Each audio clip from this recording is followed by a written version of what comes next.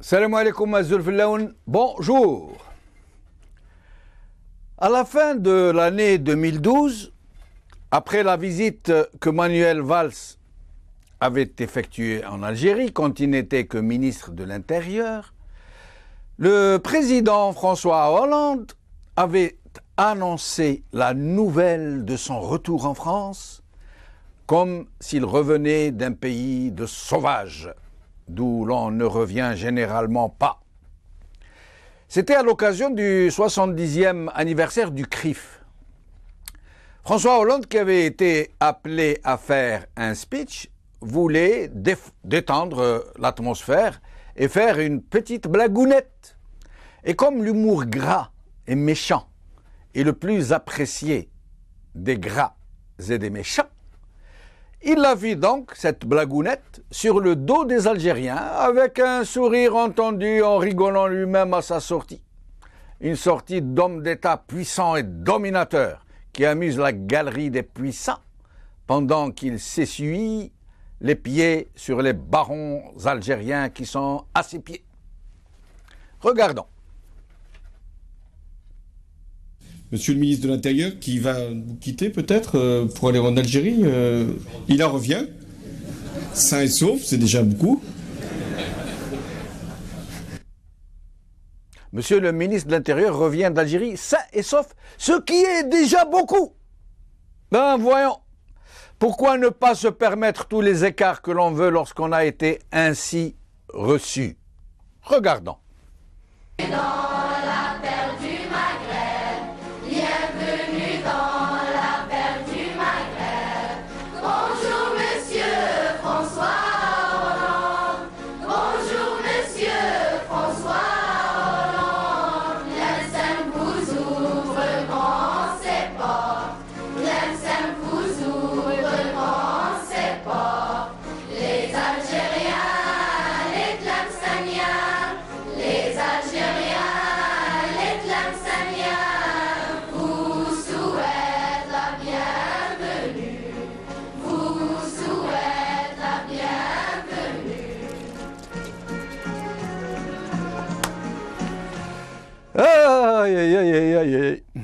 C'est cela, Jazair al-Izza wal-Karama.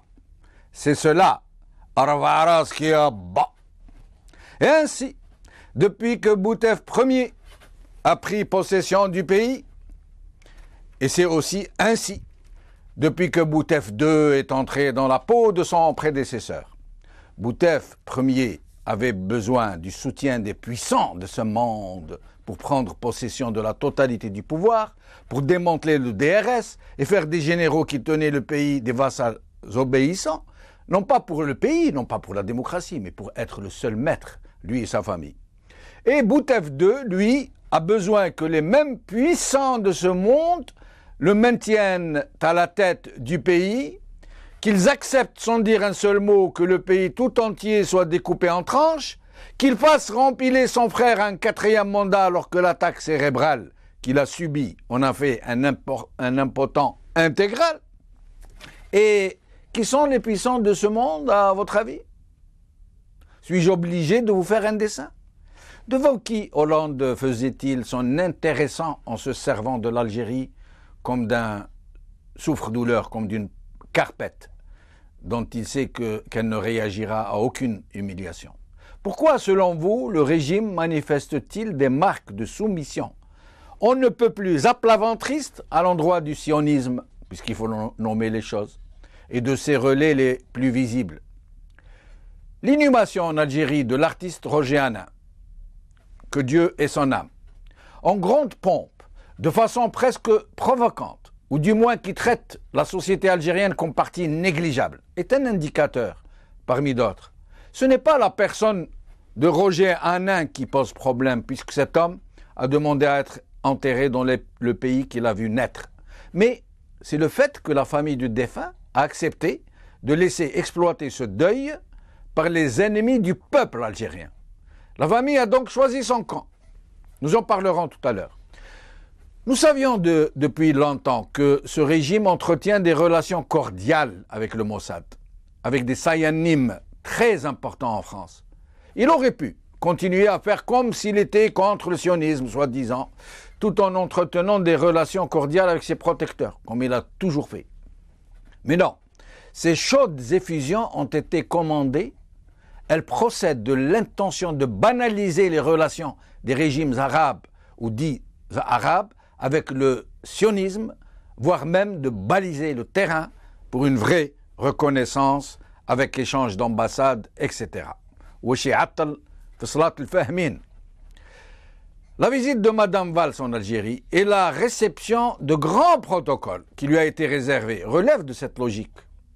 Elle, qui a déclaré n'être en Algérie qu'en sa qualité de musicienne et qu'elle se refuse à toute expression politique, a pourtant bénéficié d'un traitement qui laisse songeur. Nous en parlerons tout à l'heure. Jusqu'à des rencontres de haut niveau, entre autres, celle du puissant chef du patronat algérien. On lui a même offert, nous dit-on, une sérénade par une chorale du Sahara, qu'on a ramené du Sahara, des petits enfants qui ont joué le même truc comme celui de Tlemcen qu'on vient de vous montrer. Mais cette fois-ci, le régime a pris ses précautions. La prestation n'a été filmée par personne. Interdit de filmer. En fait, si Mme Valls a provoqué un tel branle-combat de Chita, ce n'est pas seulement parce qu'elle est l'épouse du Premier ministre français, mais parce qu'elle passe pour être une ardente soldate du sionisme. Et aussi qu'elle exerce une telle influence sur son mari, le Premier ministre français, qu'elle a réussi à transformer le militant pro-palestinien qu'il était en fervent et inconditionnel soldat du sionisme avec kippa et tout le barda. Écoutons ce que nous en dit Roland Dumas. Il est sous influence juive? Probablement. Je peux le penser. Tout le monde a un peu d'influence. On en a d'abord beaucoup sous l'influence de sa femme. Pourquoi dites-vous ça? Sous l'influence de sa femme? Bien sûr. Mais pourquoi pas? Pourquoi ne pas le dire? Pourquoi ne pas le dire? Pourquoi ne pas le dire? Puisque c'est une réalité. Alors tout ça, on passe. C'est pour ça que le titre de mon livre, c'est incorrect.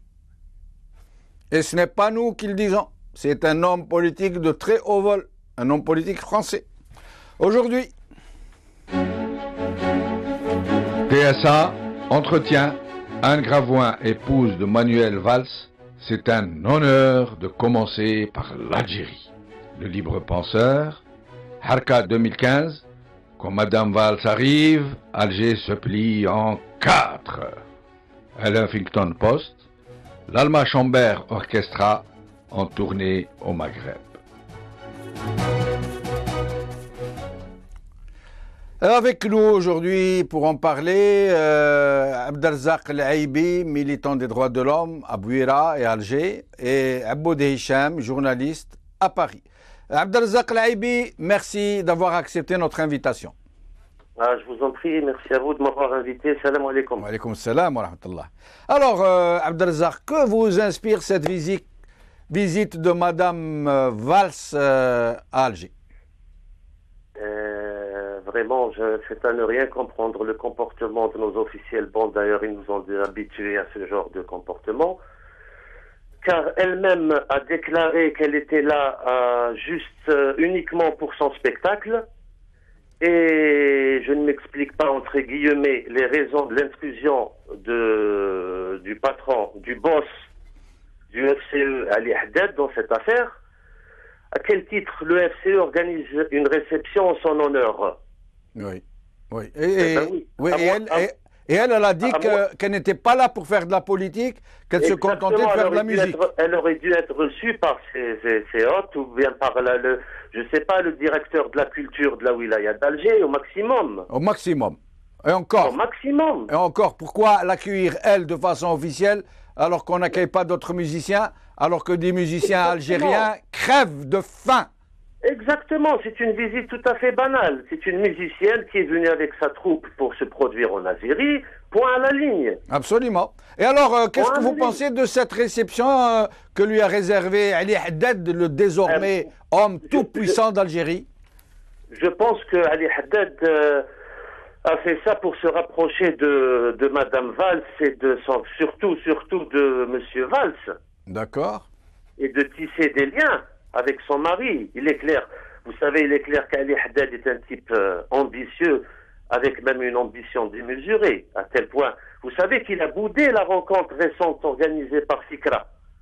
Ah bon? Uniquement pour avoir été programmé le deuxième jour, et après Arbrab. Eh ben. Ça nous donne une idée sur le personnage. Oui. Un ego surdimensionné, mais pas avec tout le monde. Il ne faut pas perdre de vue aussi que Valls pourrait être élu en 2017. Voilà. Et Haddad scrute déjà à l'horizon 2019. Oui. On a reçu récemment Haroun Hassin. Il nous a dit que c'était pratiquement le porte-monnaie de la famille Bouteflika, le principal représentant de cette famille, sa façade visible. Si jamais il ne faut pas oublier que lors de son investiture au FCE, 10 ministres y étaient présents. Oui. Et le plus grave encore, c'est qu'ils ont dû attendre plusieurs heures l'arrivée du boss dans leurs petits souliers. Oui, absolument. C'est une honte. Oui, et ils étaient alignés en randonnant. Vous avez remarqué aussi la disparition de Sellel. Oui. Depuis l'investiture de Haddad, Sellel a complètement disparu. Absolument, il s'est éclipsé, on n'entend plus parler de lui. C'est Haddad qui convoque les ministres, les ambassadeurs. Oui, en effet. Là, on ne comprend plus rien. Alors, Abdelrazak, c'est simple. Oui. On a un président de façade, mais le vrai président, c'est son frère. On a un premier ministre de façade, mais le premier ministre de la vérité, du vrai, c'est Haddad. C'est ce que vous voulez dire. Voilà. Exactement. Abdelrazak, oui. Cette histoire de chorale qu'on aurait ramené du Sahara pour chanter, c'est une honte. Vous en avez entendu parler? Ça m'a rendu malade. Vous en avez entendu parler donc? Pardon? Vous en avez entendu parler? Eh ben oui, c'est une honte.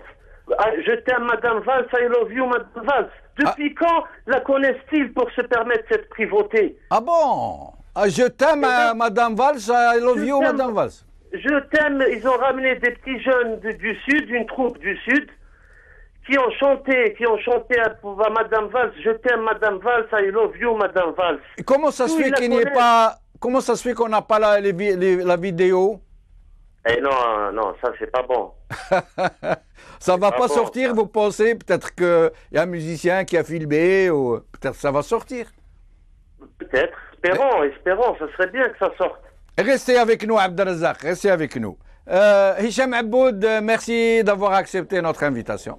C'est moi qui vous remercie de m'avoir invité, mon ami Jamal. Merci beaucoup.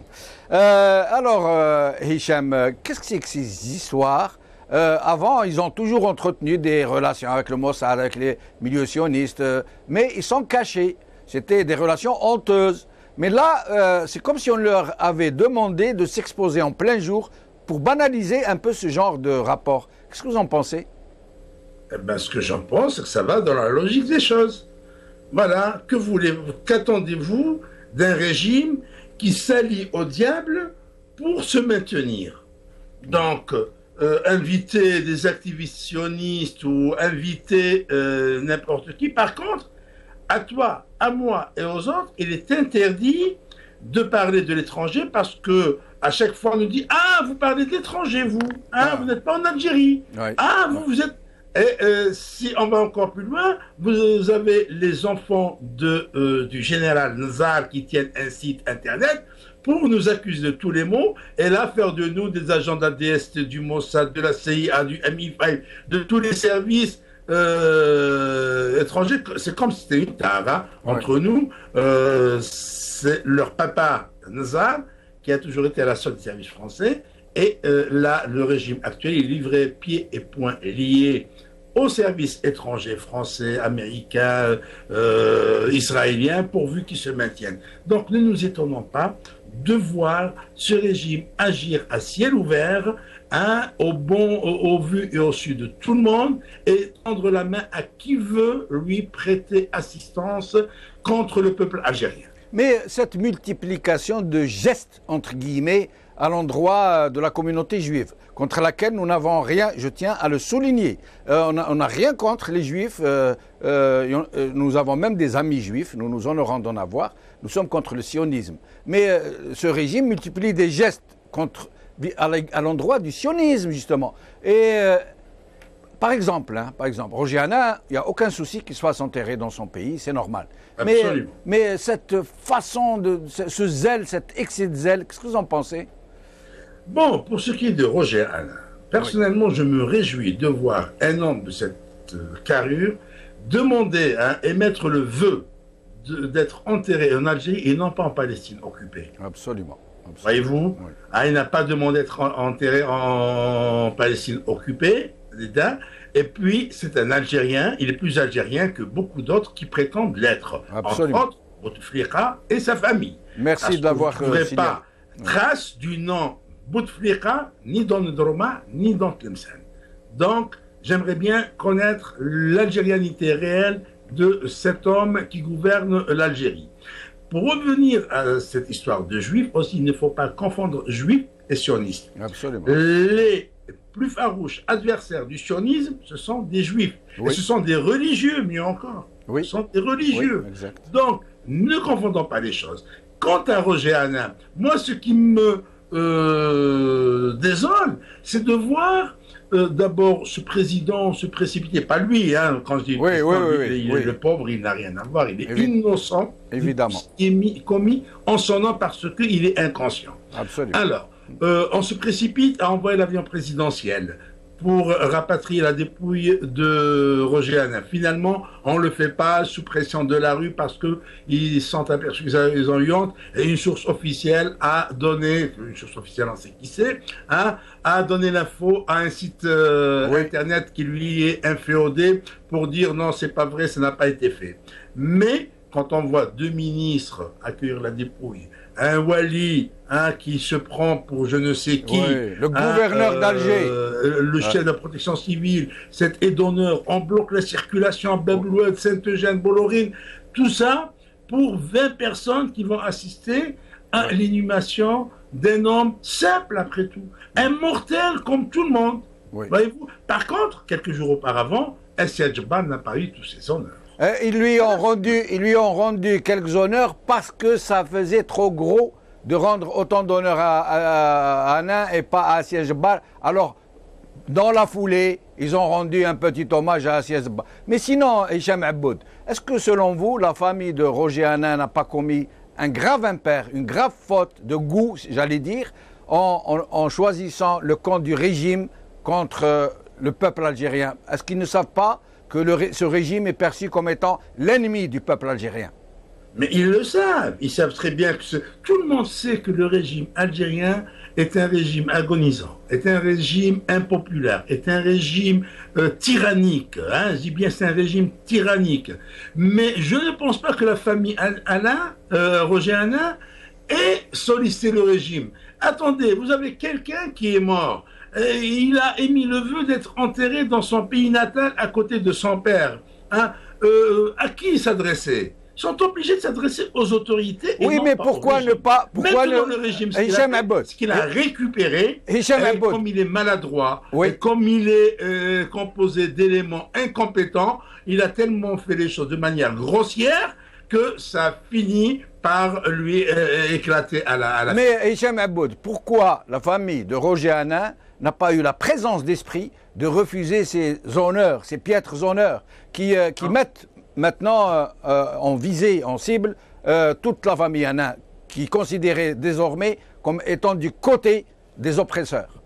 Non, ce n'est pas possible. Pensez-vous, hein, une famille en deuil qui ramène la dépouille de l'un des siens en Algérie, qui vont trouver 2 ministres, une aide d'honneur, de la protection civile, le président de la protection civile. Pensez-vous qu'ils vont leur dire, écoutez, monsieur le ministre, allez, retirez-vous, laissez-nous tranquilles. Écoutez-vous, monsieur, retirez-vous. Non, ils ne peuvent pas. Non, on ne prend pas vos voitures, on va se débrouiller et on sait comment que ça se passe. Allez, on va chercher des clandestins à l'aéroport d'Alger pour nous emmener à Bolloré. Ce n'est pas possible.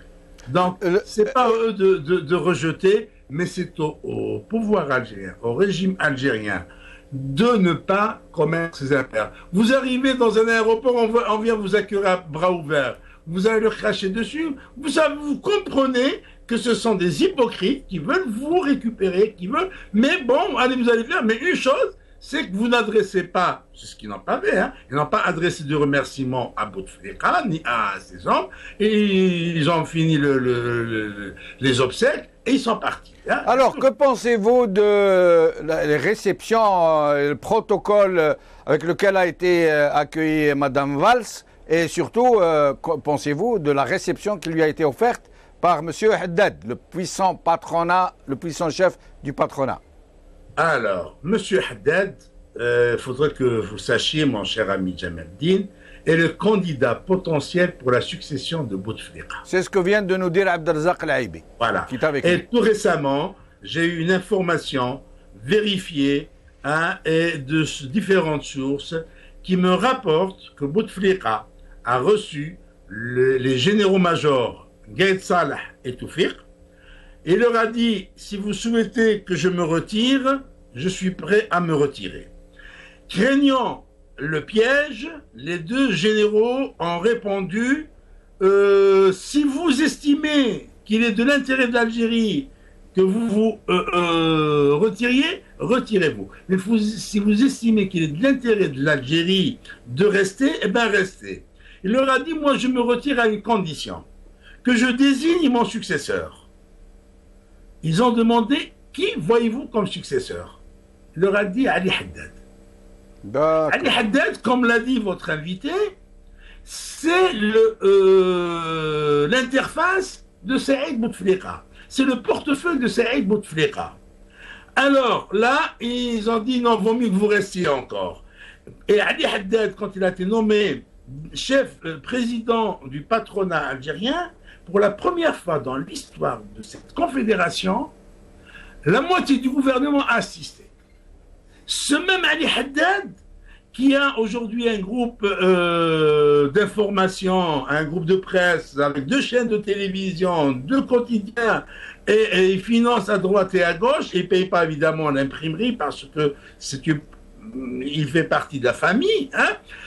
Ce Ali Haddad convoque même des ambassadeurs. Il se réunit avec des ambassadeurs. C'est-à-dire, ce que fait ce Ali Haddad, il ne le fait pas de sa propre initiative. Il le fait avec l'accord de son mentor, de son marionnettiste, hein, qui est Saïd Bouteflika. Oui, mais là, dit tout à l'heure, là, en recevant Valls, en Algérie, nous avons un chef d'État occulte qui est Saïd Bouteflika et un premier ministre occulte qui est Ali Haddad. Et demain, c'est Ali Haddad qui sera chef de l'État. Donc c'est le Premier ministre qui postule pour la magistrature suprême, et après on lui trouvera un Premier ministre. Mais là, Abou Desham, tout ça par la faute d'un peuple passif, un peuple qui ne bouge pas, un peuple qui, c'est vrai, a été corrompu, et qui vous dit, Bouteflika m'a donné l'enseigne, Bouteflika m'a donné un logement, Bouteflika m'a ramené la paix. C'est comme si Bouteflika sortait de sa poche, hein, parce que ce Bouteflika a imposé un régime monarchiste qui ne dit pas son nom. Il se comporte en véritable monarque. Pour preuve, il n'a jamais accepté de dialoguer avec les Algériens. Restez avec nous, Abou Desham. Hein, donc c'est un gars qui les méprise et il se taise. Et je ne parle pas du petit peuple, je parle de ses responsables, de cette élite, de ces officiers généraux qui se font guider par le bout du nez. Restez avec nous, Abou Desham. Restez avec nous. Abdelrazak El-Aïbi. Abdelrazak El-Aïbi. Oui. Alors, vous écoutiez Abou Desham. Oui. Alors, donc, Ali Haddad, comme vous le disiez vous-même, Abou Desham nous confirme cette version, qu'ils sont en train de le préparer Et donc, vous pensez qu'il a reçu Valls dans ce cadre général de préparation, puisque... C'est clair, je vois vraiment pas l'intérêt de recevoir de cette manière l'épouse du Premier ministre français. Oui, et probablement le futur chef d'État français. Exactement, exactement, 2017. Donc, vous pensez que ça rentre dans une feuille de route Certainement, c'est la seule explication que je vois, sincèrement. Mais comment en sommes-nous arrivés là, Abdelrazak Laïbi? Au début, le régime donnait le change. Il a toujours donné le change, depuis 62. Il avait un comportement de façade. Vous savez, c'était prévisible. Vous savez pourquoi c'était prévisible? Bon, à mon avis, depuis la poignée de main entre Ehud Barak et notre président lors des obsèques du roi du Maroc. Oui, en effet. Et quelques mois après, Roger Hanin a reçu la distinction de l'ordre du mérite national Achir en 2000. Oui. Bon, c'est bien beau, mais je vois vraiment pas. Et puis l'invitation d'Enrico Macias, c'est toutes ces histoires. Oui, il y a eu Enrico juste après, et là ça continue. Donc ils sont dans une dynamique de rapprochement avec le sionisme, Absolument. disons les choses Absolument. comme elles sont. D'accord. Absolument. Mais vous ne pensez pas que nous devons être très vigilants, très attentifs, ne pas faire de confusion entre ce mouvement sioniste qui cherche à forcer la porte et les juifs qui sont nos amis, qui ont été nos compatriotes et qui restent les bienvenus parmi nous tant qu'ils sont contre l'oppression des Palestiniens? Tout à fait, nous n'avons rien contre les juifs, notre problème c'est les sionistes. Absolument. Un dernier mot, Abdelrazak Laïbi, avant que nous nous quittions. Allô? Un dernier mot? Oui, et non, je voulais juste terminer par l'histoire de l'accueil de Madame Valls, parce qu'il faut surtout pas oublier que son mari parle depuis l'affaire Charlie Hebdo de fascisme. Vous vous rendez compte? Oui, tout à fait. Oui. Et quand même. Bon, vous savez, on peut s'essuyer les pieds sur les plus faibles, ceux qui sont à plat ventre. ils sont tous indiqués pour qu'on s'essuie les pieds dessus. C'est ce qu'ils font. Ils nous méprisent. Ils considèrent que nous sommes partie négligeable. Abdelrazak Laïbi, merci infiniment, en espérant vous revoir plus souvent dans cette émission. Aboud Hicham, avant de nous quitter, un dernier mot. Mon dernier mot, je ne le dirai pas aujourd'hui, je ne le dirai pas demain, je le dirai jusqu'à la chute de ce régime, Oui. bien que je ne suis pas un opposant, je suis un simple journaliste, mais en tant que citoyen, je fais tout ce qui est en mon possible pour contribuer à la chute de ce régime. Donc mon dernier mot, je ne le dirai pas aujourd'hui. Moi. Ah bah c'est très très bien. Bah, gardez-le votre premier mot et ne dites pas que vous n'êtes pas un opposant. J'aurai toujours le dernier mot. Voilà. Bah, très bien. Aboud Hicham, merci infiniment. Merci Abdelrazak Laïbi. Au plaisir de vous revoir. Cette émission est maintenant terminée. Salam alaikum. Qawala khair. Salama.